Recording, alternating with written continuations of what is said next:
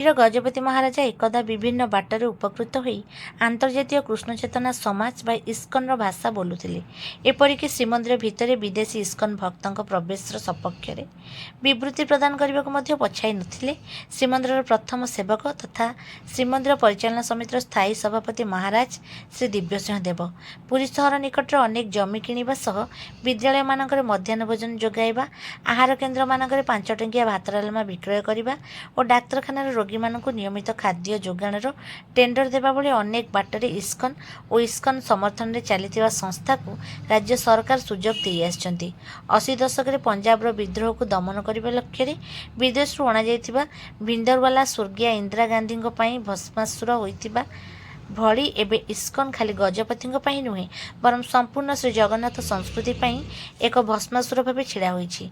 देश और विदेश अधीन श्री श्री जगन्नाथ महाप्रभु रथयात्रा आयोजन करुवा इस्कन एथर किंतु गजपति अनुरोध को भ्रूक्षेप करना। यह टणाउटरा चली समय सोमवार संध्यार उत्कल विद्युत परिषदर आह्वान में पुरीर किछि मठाधीश और जनसाधारण श्री जगन्नाथ बल्लभ ठारू एक नीरव प्रतिवाद यात्रा सिंहद्वार सम्मुख को आसते। सेठारे से प्लाकार्ड और स्लोगान माध्यम इस्कन परंपरा विरोध में कार्य न करू बोली दाबी उपस्थापन करथिले।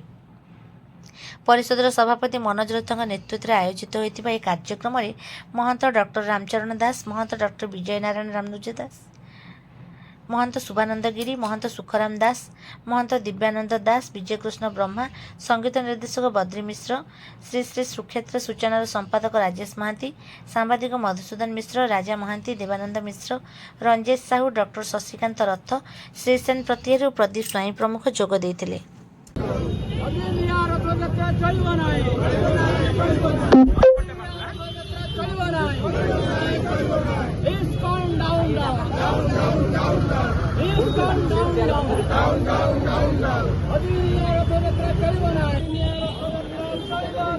Down.